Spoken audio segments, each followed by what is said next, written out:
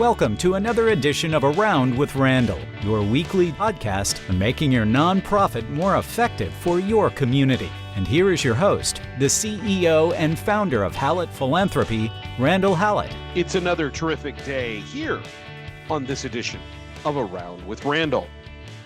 Thank you for taking a few minutes to talk about philanthropy. And in today's particular subject matter, we want to delve into the relationship between prospect management and gift officers.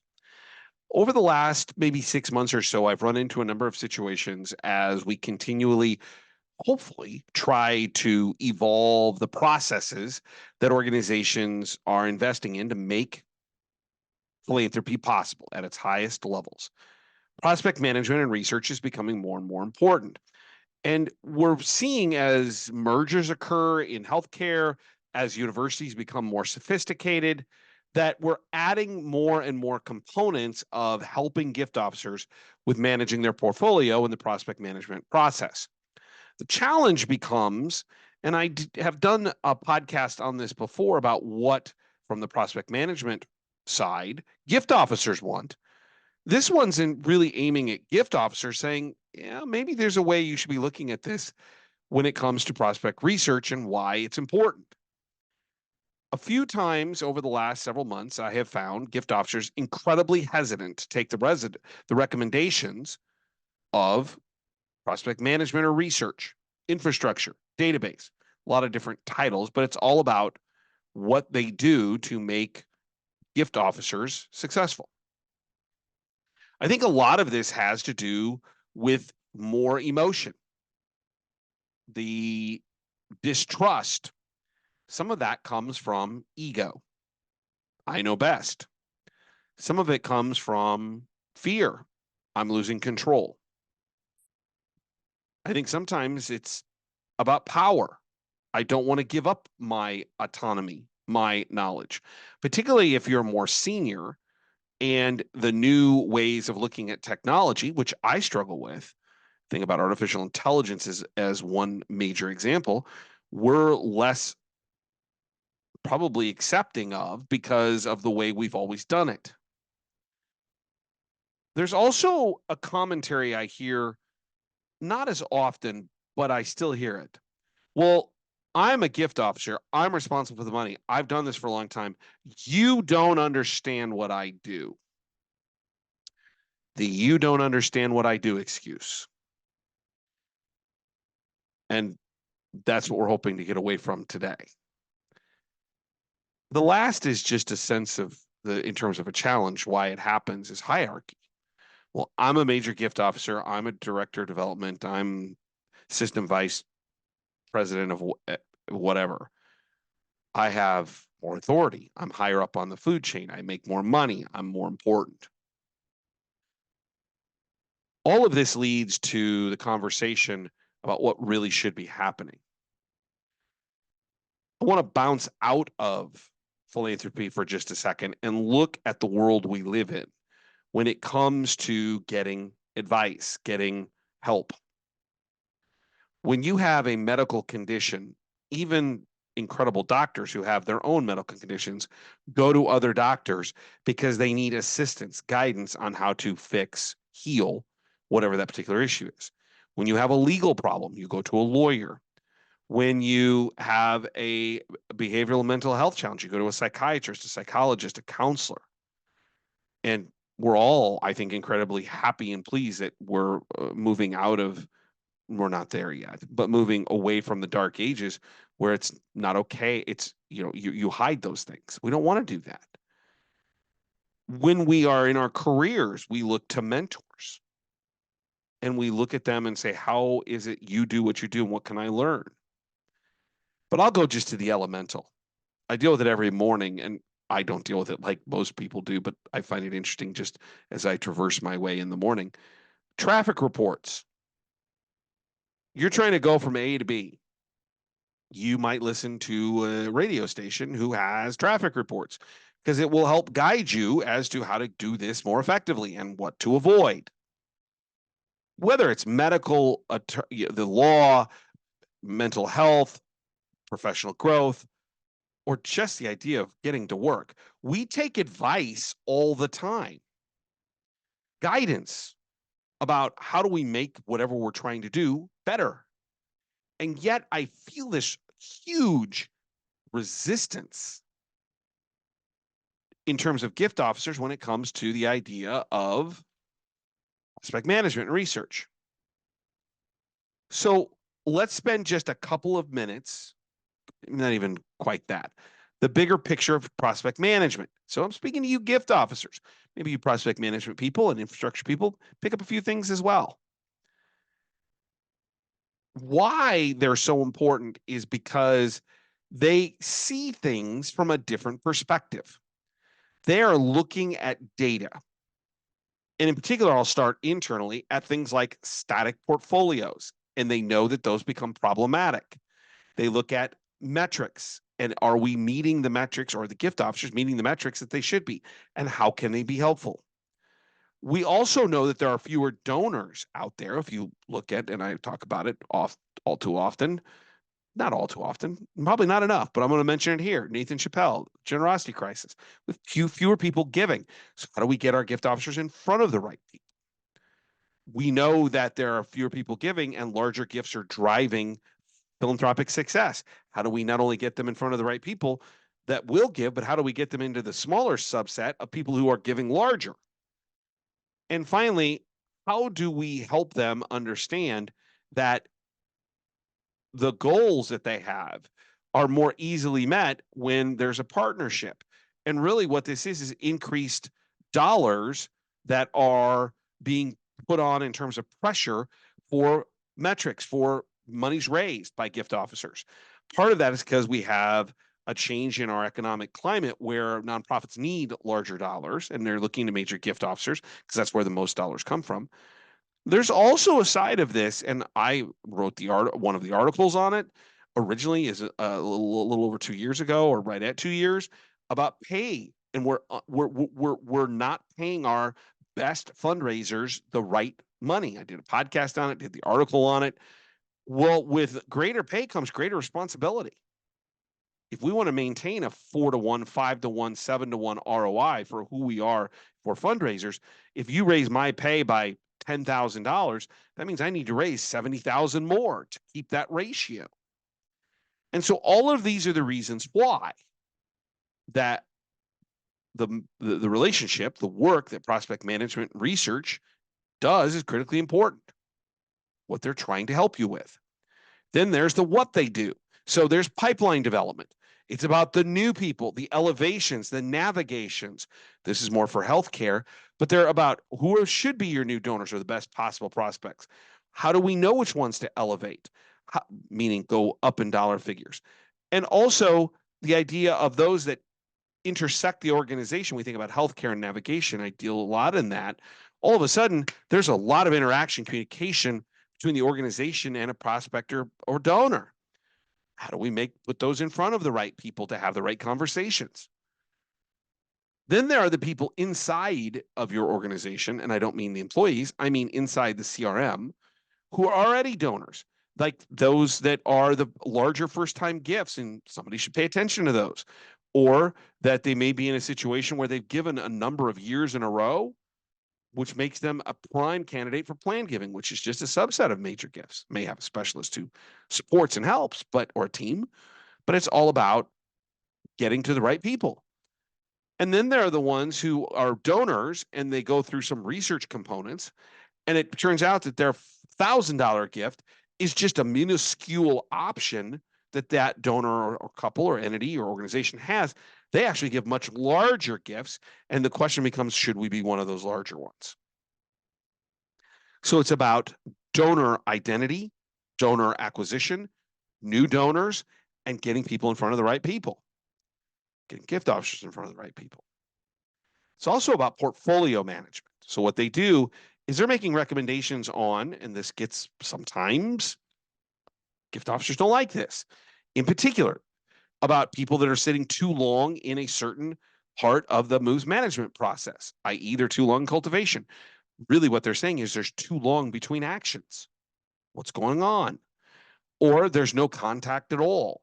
One of my favorite stories in this area was running the last action report for a fairly large foundation, or actually it was kind of a region. We brought those in, and it turned out that some people hadn't been contacted, according to the CRM, in 5 to 10 years. And I was yelling and screaming, literally. But what kind of prospector do you have if there's been no contact with them for 5 or 7 years? Why are they still in your portfolio? The size of the portfolio becomes a conversation with prospect management. How do we get you down to a reasonable level? Done podcasts on that about the real number is much smaller than we maybe thought 5 to 10, 15, 20 years ago. And lastly, either a process or a conversation around automatically removing people out of portfolios because they haven't had contact. So portfolio management is a part of this. So we have pipeline and identifying the most likely people to engage either in your portfolios or coming into the portfolio from a pipeline development perspective. And then there's portfolio management that comes about making sure it's the right size. So we've covered a little bit of the issue and the fact that we trust people all the time and the why they do what they do, these people who are dedicated to prospect management research and what they do. And now we're to the final tactical piece. The 6 reasons, the tactical, why you should trust these people. And if you do, what are the outcomes? So the first thing is to realize is that any good prospect management or research individual or team, if you're a gift officer listening to this, they want you to succeed. This isn't personal. 99.5% of the time. They want you to win when it comes against your metrics, your bonus, your evaluation, you feeling good about what you're doing every day. They are on your side.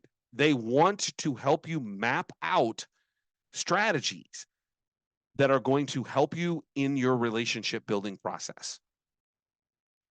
They are not against you. Heaven forbid they're on the same team. I sometimes hear when I sit in a room, and I did this recently with a client, prospect management was in the room, the gift officers in the room, and it seemed like I finally had to stop about 20 minutes in and say, you understand you're all on the same team trying to get to the same goals, don't you? And they both just looked at me, and I said, what's concerning to me isn't the details or lack thereof of agreement or decisions on what should be done. It's the fact you two can't even talk to each other in a way that realizes you're trying to accomplish the same thing. I love sports, coached it, played it, long time in my life, up, through college. If you don't invest in the team, then even in individual sports like golf and tennis and gymnastics and things, they add into team values or team outcomes or team scores. So even in those individuals, but in particular, basketball, football, lacrosse, field hockey, you name it, you have to be a team. Gift officers need to embody the understanding, the realization. Prospect management first is on their team. They're trying to help. Number 2 is that they actually have process and procedures, learned experience, wisdom that gets them where they are as a professional. They're not guessing if they're doing their job correctly on what they're recommending to you. There actually is science behind this. I sometimes think that gift officers think, well, they're just, they sit over there and they look at, this and that, and they just get, no, if they're doing it correctly.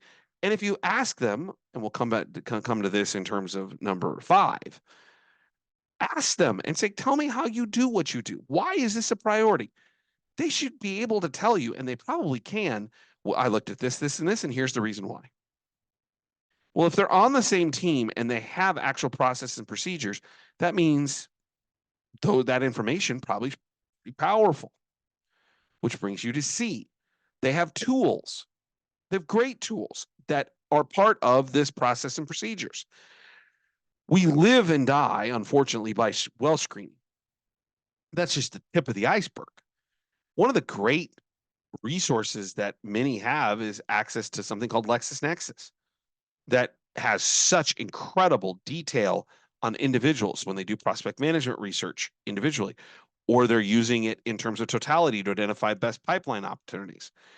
They have incredible detail inside of the screening mechanisms. I'm not just talking about a well screening, about donations that they've given in other places, prospects might have given in other places, or businesses, or in real estate. But the one thing that they have more than anything else actually isn't necessarily a technology tool. And I haven't even talked about artificial intelligence. They have focus. This is, for the most part, all they're trying to do. Or if you're a small shop, a percentage of what they're trying to do. They're literally trying to help you. And they're focusing on that as a part of what they do every day. So if we know they're part of the team and they have established processes and procedures and really great tools, including focus, this brings us to number 4. We need to have a realization. I spent my life more on the acquisition side of fundraising, frontline, conversations, donors, relationship. They're not going to be perfect. I can't tell you how many times I think back and I think, well, you gave me this lead and it turned out to be terrible. They didn't do it on purpose. They're using what they have. Sometimes the data just doesn't indicate a perfect connection. Primary example. I've got a number of times, both as personally in terms of my work or the teams I managed, and now as a consultant, where a gift officer says, well, I went to go see this person, and they're in a trailer park or they're in an apartment complex, because the research brought up information that they may have more value than they actually do, because they don't individualize the individual condo or the mobile home. It wasn't perfect.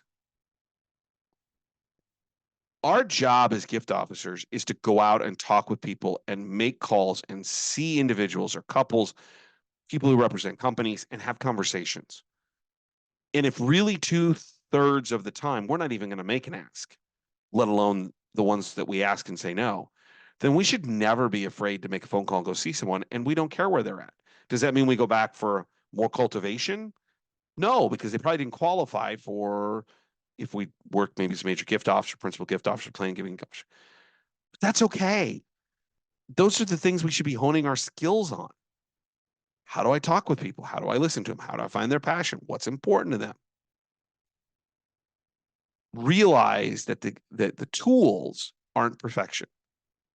You don't throw a quarterback under the bus for throwing an interception and think they never can do what they're supposed to. Tom Brady, Patrick Mahomes, best of all time. Tom Brady for sure. Patrick Mahomes looks like he's headed in that direction. They stinking threw interceptions. Mahomes still does. You gonna throw him out, baby, with the bathwater because he threw one? It's a mistake. Live with it. Move on. Same thing is true here. Perfection is not in the cards. It's effort and the totality of the work that goes into it that gets you more opportunities.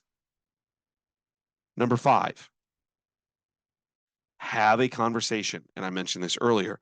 I call it the feedback loop. I've never met anybody in prospect management that doesn't want to have a conversation about process and data. Never seen it. But they want it to be respectful and non-accusatory. Tell me how we did this. Why did we do this? I just was on site with a client working with the prospect management team. And it's what I do as a consultant, particularly at the beginning of an engagement. Tell me more about this. And I get up on a whiteboard and I'm drawing because I like to draw and write and walk and talk. Do you do this? And then there's, okay, this. Now my clients, one of them just recently, first thing, put up a process chart. Here's what we're doing. I went, hey. They want to talk about this. They're willing to justify it, but you need to be respectful. And when it doesn't go well, say, hey, this didn't go well. What happened here? Not accusatory. I'm not mad. I'm just curious. Well, how can I help you do what you're doing to make me better? The last thing that we need to appreciate about prospect management research is that they see the forest through the trees. We get so ingrained in our portfolios, particularly if they're too big, or in our metrics, which are always growing, or in the challenges of the building the relationships, that inevitably come. We don't hear from somebody. We thought we were further down the road, and it's a hiccup. We get just enamored at the altitude of about 1 foot because we're looking at relationship issues. They're hovering at 10 or 15,000 feet looking at all the trees. They can see more. That doesn't mean they're always perfect. Number 5. But what I've come to appreciate from really good prospect management research people and professionals is they see things, if we would listen, that could be helpful to us. Trends. You're making this many phone calls and you're not having the success you used to. When are you making them? Have we had to change your routine? You've had a trend of closing gifts at this level and that stopped. What's going on? They see things in more of a totality than an individuality. We as gift officers, in my experience, is we see individuality. We see the individual situation. This higher level of altitude allows them to have a better perspective. Something they say might be helpful. So what is it you should do? These are the 6 as a reminder. Know that they want you to succeed. They're on the same team. Number 2 is that they have process and procedures. That number 3, use great tools, including the most important, their focus on this one thing. That number 4, they're not going to be perfect. I don't know anybody or anything that is. Number 5 is they want feedback. They want information so they can get better to help you.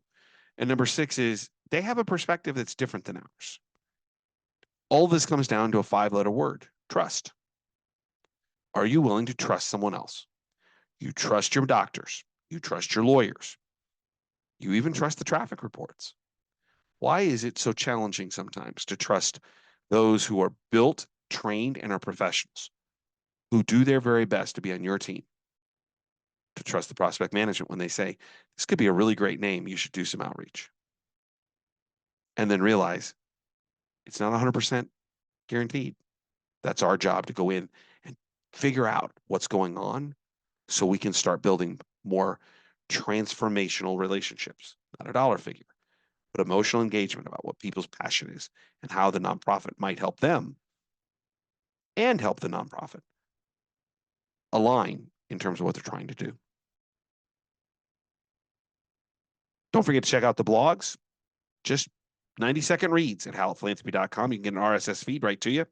2 a week, writing all kinds of stuff about what I see, what I hear. Some of it philanthropy, some of it leadership, some of it just the world. Might be interesting, something for you to think about on a weekly basis, twice a week. And if you'd like to reach out to me, it's podcast@hallettphilanthropy.com. And by the way, share this podcast if you think it's worth anything. 2 or 3 people. Let them say, hey, you might listen to this. There's a lot of content as we close in on 200 to come. Podcasts, 200 individual subjects, classrooms, subject matters for improvement.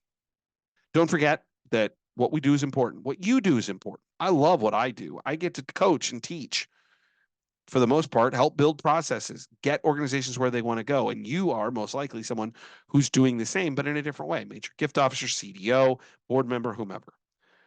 And in particular, today, prospect management research about how we help our gift officers. What I'd encourage you to do is to realize that what goes on in the world needs us. Philanthropy fills a hole. And at the end of the day, my favorite, I close every podcast with it, my favorite saying, some people make things happen, some people watch things happen, then there are those who wondered what happened. We are people who make things happen. We find others in the community who are wanting to do the same. Together, we're helping those people and those organizations that are wondering what happened. That's what makes a great community. And pretty cool life. I hope you'll consider the value that you do deliver, bring to the table every day. I'll look forward to seeing you the next time right back here on the next edition of Around with Randall. Don't forget, make it a great day.